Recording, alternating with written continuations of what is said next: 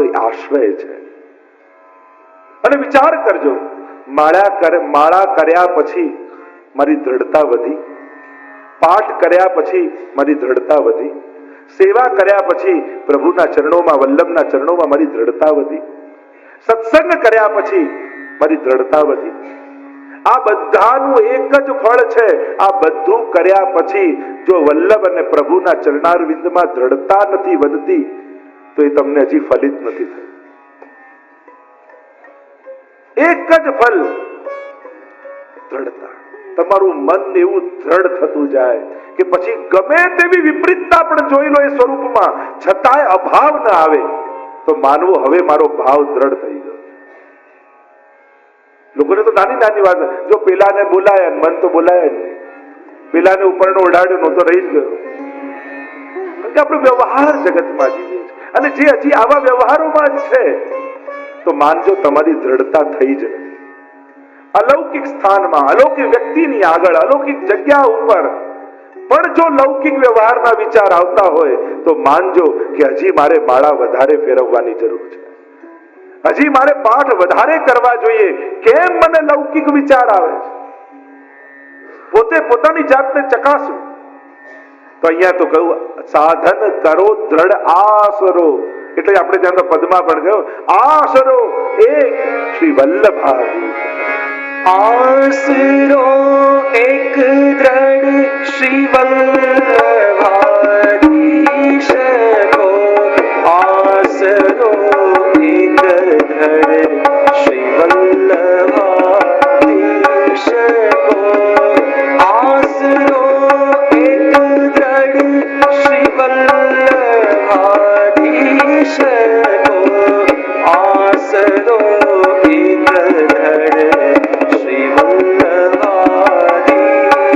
આસરો એક શ્રી વલ્લભાધીશ, એક જ આશ્રય, અનન્ય આશ્રય શ્રી વલ્લભના ચરણ. અને કુલ ભજવો ફલ એક. એ વલ્લભ હોય કે એનું કુલ હોય. અને પલક પલક કે ઉપરે વારો કલ્પ અનેક. અને એક એક પલક પર અનેક કલ્પોને વારી દઉં, એમ હરિરાયજી કહેતા આગળ ગાન કરતા. આપણે તો પૂરું કરવાનું.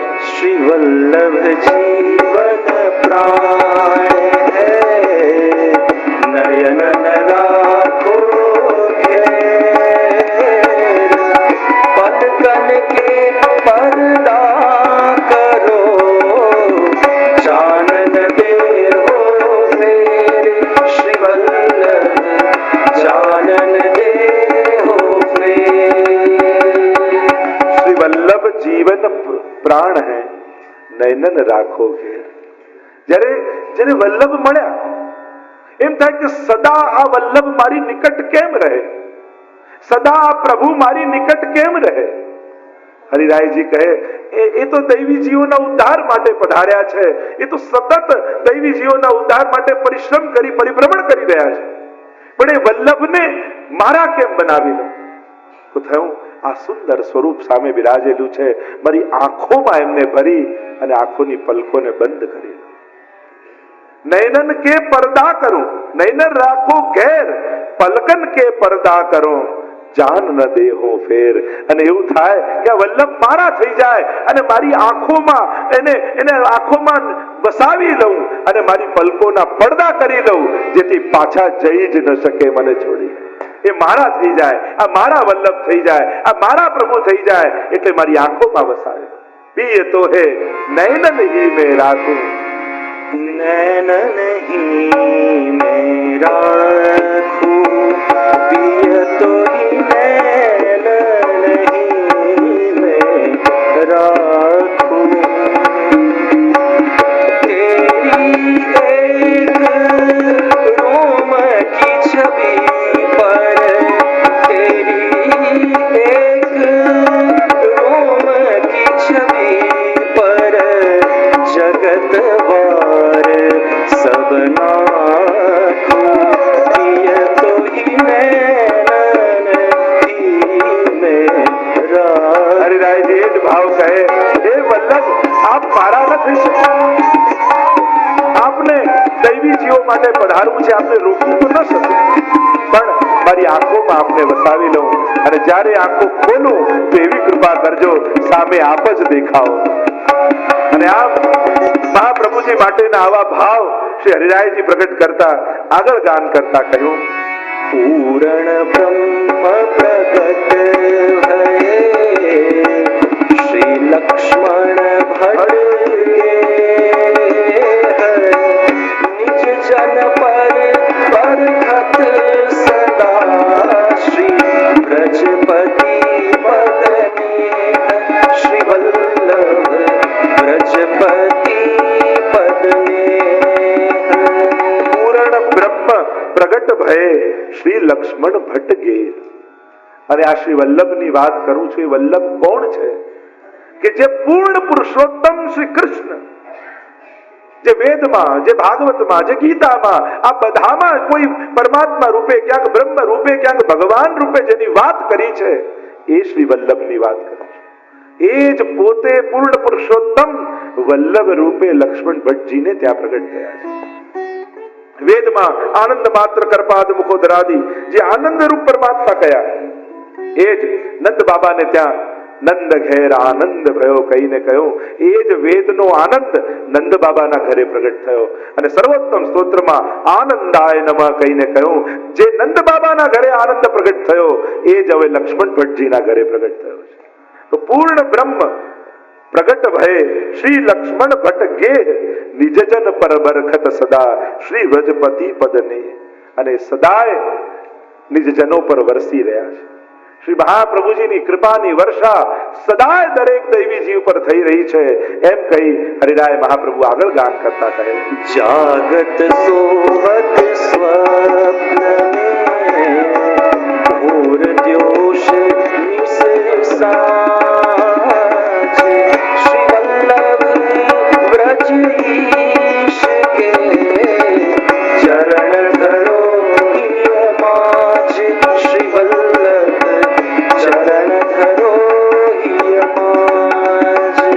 હરિરાયજી કહે, આંખો ખોલી એમના દર્શન કરું એ તો બરાબર, પણ જ્યારે પહોંચી જઈએ ત્યારે તો નેત્રો બંધ હોય.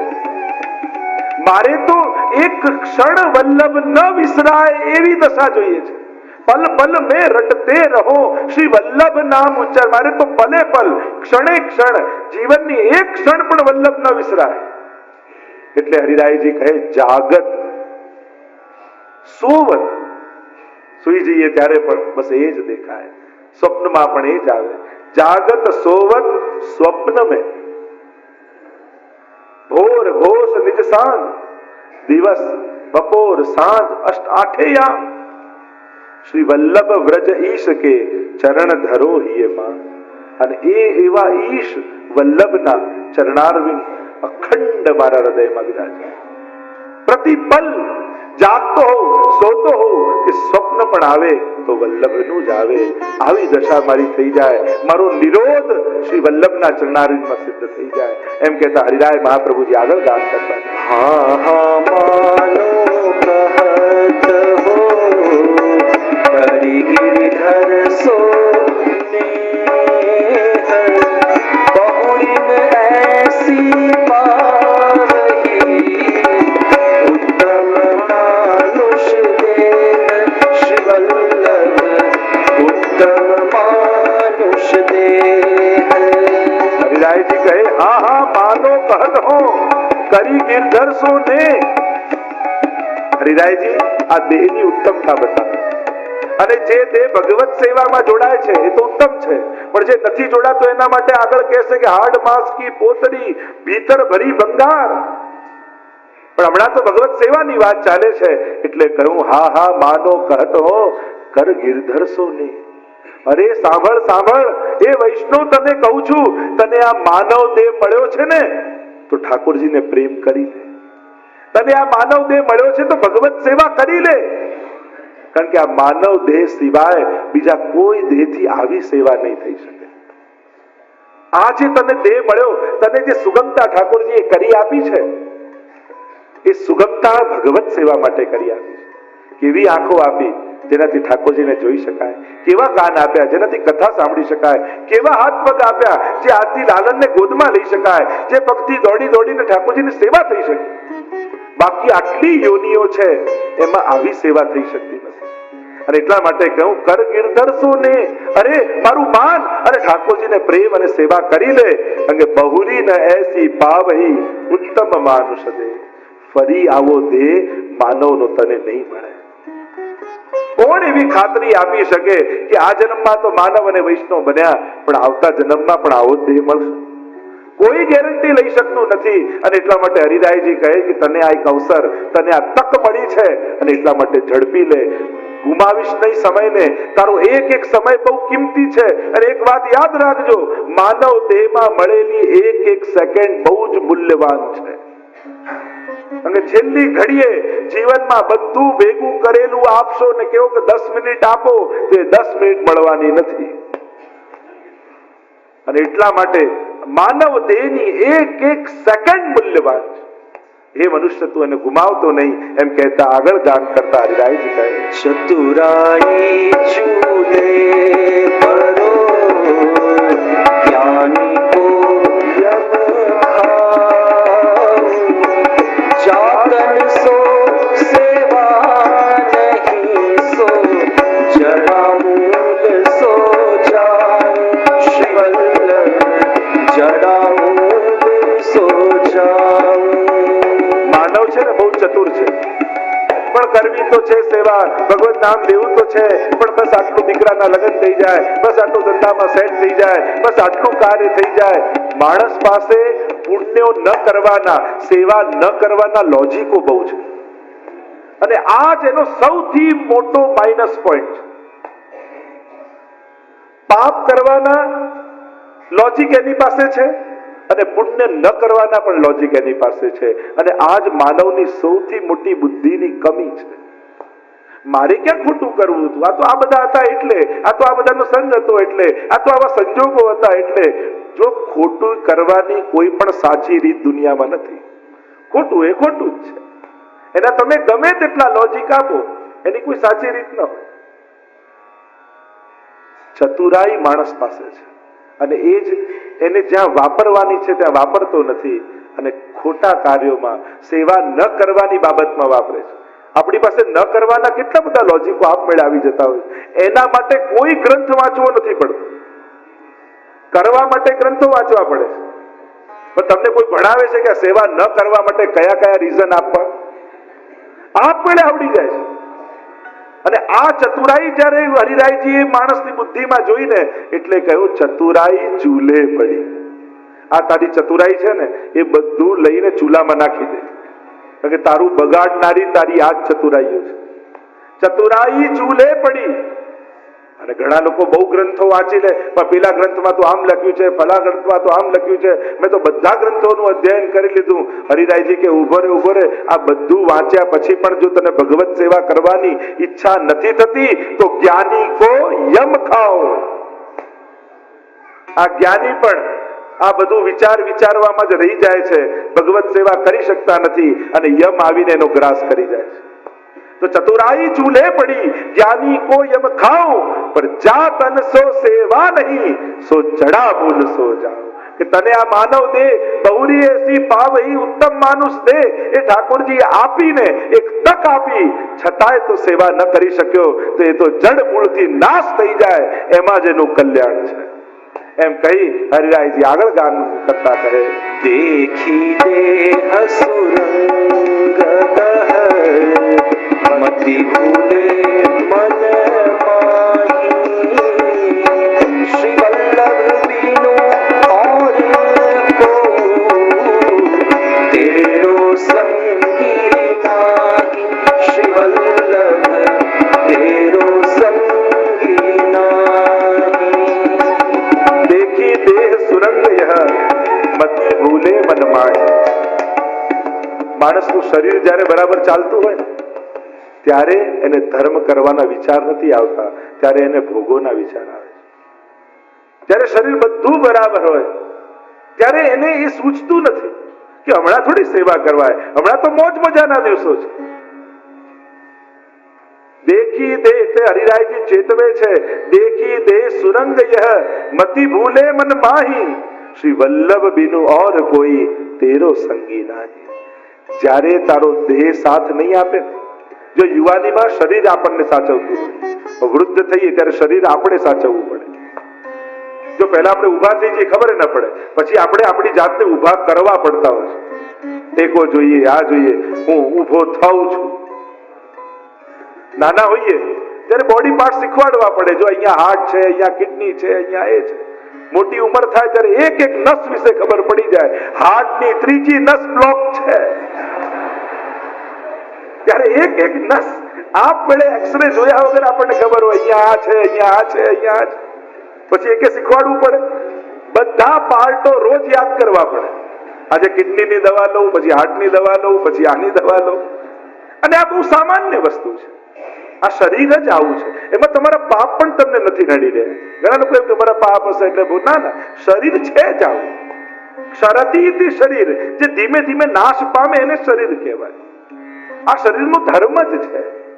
એટલે એને ભગવાન જોડે, પાપ જોડે આ બધું જોડવાની જરૂર નથી. ઘણા લોકો આટલી ભક્તિ કરતા તોય આવા બીમાર પડે. અરે શરીરનો ધર્મ જ બીમારી છે. એનું ક્ષરવું, એનું નાશ થવું જ એનો ધર્મ છે. હવે તમે હું સેવા કરું એટલે મને શિયાળામાં ઠંડી ન લાગવી જોઈએ અને ઉનાળામાં ગરમી ન લાગવી. એટલે ભગવાન પાસે બધી ફેસિલિટી લઈ પછી સેવા કરું. તો આવું હોય. શરીરના ધર્મો છે. હા, જ્યારે તનુ નવત્વ પ્રાપ્ત થાય ત્યારે આ કોઈ ધર્મો બાધા કરતા નથી. પ્રભુ આપણે ત્યાં તનુ નવત્વની વાત છે ત્યારે દેહ ધર્મથી પર ઉઠી જાય એવી અવસ્થા આપણે ત્યાં છે. અને ભગવદીઓના ચરિત્ર આપણે જોઈએ છે. આજે પણ ઘણા ભગવદીઓને જોઈએ છે કે જ્યારે સેવા કરતા હોય, પાઠ કરતા હોય, પ્રભુમાં હોય ત્યારે કોઈ દેહ ધર્મ એમને બાધા ન કરતો હોય.